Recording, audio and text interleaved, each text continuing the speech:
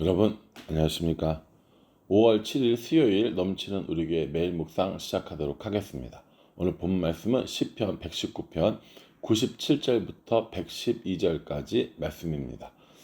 연휴 잘 보내셨나요? 이제 다시 학교로 또 직장으로 일상으로 돌아가게 됩니다. 다시 일상으로 돌아가는 저와 여러분들의 삶 가운데 말씀의 인도하심을 많이 경험하는 그런 우리 모두가 되기를 간절한 마음으로 기도하겠습니다. 제가 이 말씀의 중요성을 이야기하면서 종종 하는 얘기가 뭐냐면 말씀으로 인도함 받는 삶 이렇게 얘기하거든요. 뭔가를 결정하거나 뭔가를 해야 할 때 말씀이 우리들의 삶을 인도하는 것들을 경험했는가, 이건 굉장히 중요한 문제라고 생각합니다. 우리가 성경을 읽는 이유는 지식을 이렇게 많게 하기 위해서거나 성경을 많이 읽었다고 자랑하기 위해서거나 이런 것은 아니거든요. 하나님이 누구신 줄 알고 또 마음의 기쁨을 누리고 되게 많은 이유가 있지만 그 중에 하나는 우리의 길을 인도하시는 하나님을 만날 수 있기 때문이란 말이에요. 그러면 진짜 말씀을 읽고 묵상을 하면 그런 경험들이 있어야 될 거 아닙니까? 오늘 이 시인은 우리에게 하나님의 말씀이 자신의 삶에 어떤 영향을 줬는가에 대해서 많이 이야기하고 있다고 저는 생각합니다. 98절이요. 주의 계명들이 항상 나와 함께 함으로 그것들이 나를 원수보다 지혜롭게 하나이다. 이렇게 얘기하는 거죠. 우리 원수들이 있어요. 우리의 원수는 사람일 수도 있고요, 상황일 수도 있고요, 뭐 어떤 우리가 이길 수 없을 것 같은 혹은 우리를 괴롭히고 있는 그 모든 것들을 원수라고 볼 수 있는 겁니다. 그 원수들보다 지혜롭게 한다라는 건 이긴다라는 거죠. 그 원수, 사람 혹은 상황들을 이길 수 있는 건 하나님의 말씀이 나와 함께 하기 때문이라는 거죠. 주의 계명들이 항상 나와 함께 함으로, 말씀이 나와 함께 하기 때문에 내가 원수들보다 지혜로워서 이길 수 있다라는 거죠. 이런 것들이 뭐냐면요, 세상을 살아가는 지혜라고 생각합니다. 말씀이 갑자기 뭐 영화처럼 바바박 튀어나와서 뭐 원수를 무찌러주고 이런 일은 없어요. 이런 일은 없습니다. 그러나 그 말씀을 읽고 묵상하는 가운데 우리에게 주신 교훈들이 원수들보다 훨씬 더 지혜롭게 와서 원수를 물리치든지 내가 그 상황을 이겨내든지 이렇게 한다라는 것이죠. 말씀을 읽으면 정말 그렇게 됩니까? 여러분들 앞에 제가 자신 있게 말씀 읽으면 나처럼 이렇게 지혜로워집니다. 이렇게 하면 제일 좋겠지만 그렇게는 못하겠고, 말씀을 읽으면 우리가 분명히 세상을 어떻게 살아가야 하는지, 특별히 하나님의 자녀로 어떻게 살아가야 하는지, 예수님을 주인으로 모신 사람은 어떻게 살아가야 하는지에 관한 것들을 배울 수 있습니다. 오늘 이제 수요 예배 오늘부터 그리스도의 주재권이라는 것에 대해서 우리 한번 살펴볼 건데, 거기도 그런 얘기가 나와요. 어떻게 우리가 세상 사람들보다 지혜롭게 살 것인가, 또 어떻게 우리가 예수님을 우리의 주인으로 모시고 살 것인가. 예수님을 주인으로 모시고 사는 삶은 예수님께서 우리와 함께 하시는 삶이라는 겁니다. 그런 것들을 구하는데 뭐가 필요하다는 거예요? 말씀이 필요하다라는 겁니다. 그래서 99절에 보면은 말씀이 뭐라고 하냐면 스승보다 낫고, 100절에 보면은 노인보다 낫고. 누가요? 내가. 스승보다 낫고 노인보다 낫고, 아우 정말 교만한 녀석 이렇게 생각할지 모르는데 말씀 때문에 그렇다는 거예요. 말씀 있기 때문에 말씀이 없는 스승보다 나은 거고, 말씀이 있기 때문에 말씀이 없는 노인들보다 낫다라는 것이죠. 그러니까 결국 뭐라는 거예요? 말씀이 나로 하여금 이렇게 뭐라고 그러죠? 지혜롭게 그리고 세상을 살아갈 수 있게 또 말씀으로 인도해 주시는 그런 것들을 경험할 수 있게 한다라는 겁니다. 저도 말씀을 읽으면서 좋았던 수많은 것들이 있지만, 특별히 하나님께서 이럴 때 어떻게 해야 하는지 알려주시거나 혹은 감당할 수 없을 만한 것들을 내가 이길 수 있는 마음의 힘을 주시는 그런 하나님을 참 많이 경험했습니다. 낭망할 때 위로를 주시고, 기쁠 때 그 기쁨의 근원이 하나님께로부터 와야 한다라는 것을 알려주시고, 성공에 취하는 것이 아니라 하나님과 동행하는 것이 가장 중요하다라는 것들을 알려주시고, 그러니까 그 순간순간마다 하나님께서 그 상황을 이길 수 있는, 혹은 그 원수들을 이길 수 있는 힘을 주신다는 거예요. 그게 뭡니까? 그게 말씀이라는 거죠. 이런 재미가 없으면 성경을 읽을 수가 없어요. 성경은 역사 이야기가 아닙니다. 성경은 교훈집이 아닙니다. 살아계셔서 지금도 나와 교통하는, 소통하는 그런 말씀이 되어야 한다라는 것이죠. 내가 이렇게 기도하고 내가 이렇게 뭔가를 고민하고 있을 때 말씀이 내 삶을 인도해 주는 거예요. 아, 말씀에 보니까 이렇구나. 아, 하나님은 이걸 원하시는구나.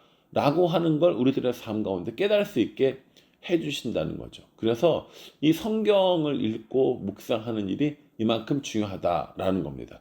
그래서 101절에 보면은 말씀을 지키기 위해서 악한 길로 가지 않고, 또 102절에도 나를 가르치셨으므로 내가 주의 규례를 떠나지 않고, 그러니까 내가 이런 행동하는 어떠한 이 바운더리를 정해 주는 거죠. 이건 옳지 않은 일이야 라고 하는 걸 말씀이 깨닫게 해주신다는 거예요. 우리 아이들에게도 전 똑같다고 생각합니다. 우리가 끊임없이 이야기를 하거든요. 끊임없이 이렇게 해라 이렇게 해라 이야기를 하는데, 그 이야기가 잔소리가 되느냐 훈계가 되느냐, 요거 주일 설교 때 이걸 한번 더 살펴보기는 할 건데, 우리의 영향력이 아니라 말씀의 영향력이 아이들을 지배하는 이런 것들을 우리가 꿈꿔야 하지 않을까라는 생각을 해봅니다. 그래서 104절에 주의 법도들로 말미암아 내가 명철하게 되었으므로 모든 거짓 행위를 미워하나이다 라고 얘기합니다. 주의 말씀들, 주의 법도들로 말미암아 어떻게 했어요? 명철하게 되었어요. 그래서 모든 거짓 행위들을 미워하는 겁니다. 도덕적으로 가르치는 것이 아니라 말씀이 내 중심에 있기 때문에, 말씀이 우리 아이들의 중심에 있기 때문에 그 아이들이 명철해지고, 그 명철해진 그 마음이 모든 악한 것들로부터 벗어나게 되는 그런 작용을 한다라는 것이죠. 이 말씀이 우리에게 주는 유익이 이런 거라는 거예요. 그래서 이걸 한마디로 딱 표현하면 뭐냐? 105절입니다. 주의 말씀은 내 발의 등이요 내 길의 빛이니이다. 여러분, 우리가 이거 되게 많이 외우는 말씀이잖아요. 그리고 이제 이 발과 길, 그리고 등과 빛, 이게 되게 많이 헷갈린단 말이에요. 저도 뭐 설교하다가 이 말씀을 인용할 때 주의 말씀은 내 발의 뭐 빛이요 내 길의 등입니다, 이렇게 얘기한 적도 있어요. 거꾸로 된 거거든요. 그래서 어떻게 외웠냐면 발등이라고 했어요. 발등. 주의 말씀은 내 발의 등이요 내 길의 빛입니다 라고 이렇게 외웠습니다. 여러분들 발등이라고 외우시면 안 헷갈릴 거라고 생각합니다. 주의 말씀이 정말 내 발의 등이고 내 길의 빛입니까? 요즘에는요, 어디를 가도 어둡지 않아요. 가로등도 많이 있고 이 도시에 불빛들이 많기 때문에. 그런데 예전에는 정말 아무것도 없었을 거 아닙니까? 그래서 발에다가 등을 달고 가는 경우들이 있었다고 합니다. 그리고 이 등을 달고 갖고 다닐 때 이 발 쪽에다가 비치죠. 머리 쪽에다 비치지는 않을 거니까 그런 것들을 상상하시면 될 것 같아요. 내가 무엇인가를 행해야 될 때, 혹은 결정해야 될 때, 선택해야 될 때, 위험한 상황 가운데 무엇이 날 비추고 있어요? 빛이 비추고 있죠. 그 빛이 뭡니까? 바로 말씀이라는 거죠. 그래서 이 말씀이 우리들의 발의 등이고 길의 빛이 되어진다라는 건 말씀으로 인도함 받는 삶을 말하는 겁니다. 말씀이 우리들의 삶을 인도해 주시는 거죠. 저는 이 말씀이 저에게, 여러분들에게 매우 중요한 말씀이라고 생각이 듭니다. 이 말씀을 따라서 우리가 하나님의 길을 걸어갈 수 있는 거고요. 우리의 위험한 상황에 우리를 건져주시는 하나님을 만날 수 있는 거고요. 우리가 무엇을 해야 할지 모를 때 우리를 인도하시는 하나님을 만날 수 있게 된다라는 것이죠. 그러니 여러분, 이 말씀을 읽고 묵상하는 일이 이만큼 중요하다라는 것을 정말 깨달으셔야 합니다. 마지막에요. 112절에 내가 주의 율례들을 영원히 행하려고 내 마음을 기울였나이다. 이렇게 하거든요. 주의 율례들을, 말씀들을 행하려고 어떻게 했어요? 마음을 기울였다라는 거예요. 마음이 기울여졌어요. 어디로요? 말씀으로요. 혹시 우리가 우리의 삶 가운데 마음을 다른 곳으로 기울이고 있는 것은 아닌지 생각해 봐야 합니다. 돈을 버는 일. 중요해요. 중요하지 않다라는 게 아니에요. 취미 활동을 하는 일. 예, 중요하죠. 자아 실현과 인생의 목표를 이루는 일. 정말 중요하죠. 중요하지 않다고 얘기하는 건 절대 아닙니다. 그런데 그것들보다 훨씬 더 먼저 마음을 기울여야 할 것들은 뭐라는 거예요? 하나님의 말씀이라는 겁니다. 그렇게 말씀에 우리들의 마음을 기울이면 하나님께서 우리에게 명철을 주시고 길을 인도해 주시고 위급한 상황 가운데 우리를 건져 주시는 이런 은혜들을 경험할 수 있다라는 거죠. 저는 이것 때문에 말씀을 읽어요. 저는 이렇기 때문에 말씀이 내 삶 가운데 영향을 미친다고 생각합니다. 잘하고 있을 때 격려해주고 잘못할 때 책망해주고, 그래서 디모데전서 3장 16절은 모든 성경은 하나님의 감동으로 된 것으로 교훈과 책망과 바르게 함과 의로 교육하기에 유익하다고 그랬습니다.